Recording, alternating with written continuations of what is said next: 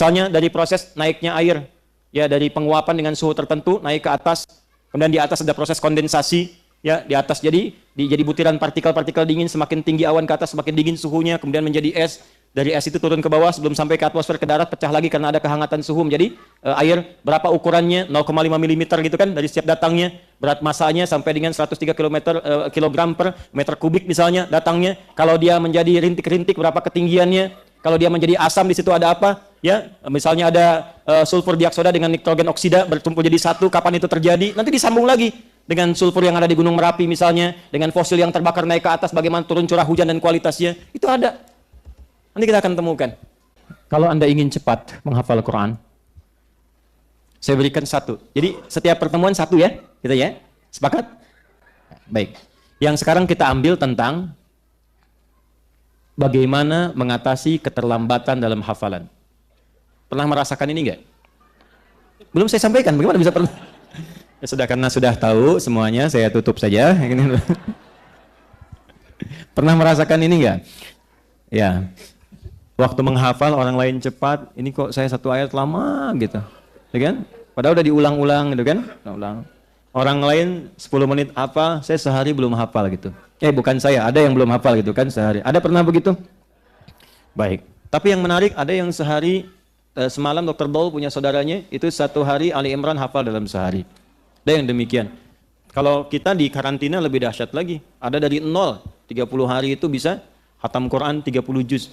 Ada yang sehari 2 juz hafal Quran. Ya, lebih dahsyat lagi. Nah, saya ingin masuk kepada yang satu dulu, yang lambat dulu. Begini. Lambat itu dalam pandangan manusia. Dari kitanya, sudut pandang manusianya. Kalau ingin menghafal Quran, maka keluarkan semua petunjuk hadisnya, termasuk ayat Qurannya. Di antara petunjuk itu mengajarkan pada kita demikian. Kalau ada orang yang berusaha menghafal dan mengulang-ulang, tapi merasa kemudian belum cepat hafal, maka biasanya Allah ingin memberikan hadiah 2 hal kepada dirinya yang belum tentu diberikan kepada orang yang merasa cepat menghafalkan Qur'annya.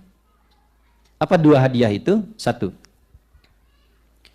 ingin menambahkan pahala kepadanya yang menghapus dosa-dosa yang pernah ia kerjakan sebelumnya, sebelum Allah mudah menanamkan Quran pada jiwanya. Kadang begini, ada orang yang selama ini sibuk terus pengen menghafal, ya kan? Allah nggak bikin cepat langsung hafal tuh, tapi dibuat dulu berkali-kali, berhari-hari. Nah itu jadikan cara melihatnya begini, kamu kemana aja selama ini, ya kan? Boleh jadi ada kesalahan-kesalahan yang pernah dikerjakan, kekurangan-kekurangan yang pernah dilakukan. Nah masih ingat bukankah 1 hurufnya 10 kebaikan? Kalau orang baca, dzalikal kitabu la raiba fihi hudal lil muttaqin, sekali baca hafal selesai, cuma dapat sekian huruf kalikan.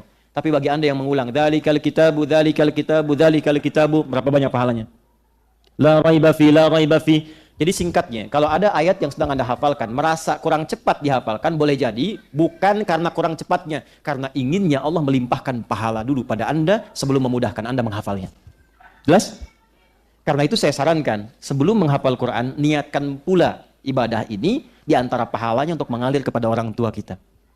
Sehingga ketika kita mulai menghafalkannya, kita menikmatinya. Walaupun terasa agak lambat, pahala banyak mengalir, mungkin yang diinginkan oleh Allah, cahaya itu mengalir pada orang tua yang telah meninggalkan kita dulu. Paham? 2, Allah menginginkan kita lebih kuat mendapatkan ayat yang dihafalkan itu, bukan sekedar hafal sesaat dan berikutnya hilang. Karena itu biasanya ada seseorang yang ketika diminta menghafal, orang melihat seperti lambat. Padahal di sisi lain Allah ingin menguatkan kekuatan ingatannya, sehingga menajamkan hafalan itu sehingga tidak mudah dilupakan dalam hidupnya. Jelas? Nah, jadi kalau sedang menghafal Quran, tiba-tiba merasakan, oh kok saya susah begini, jangan dianggap itu, hilangkan semua persepsi itu, datangkan keterangan hadisnya seperti yang tadi saya sampaikan.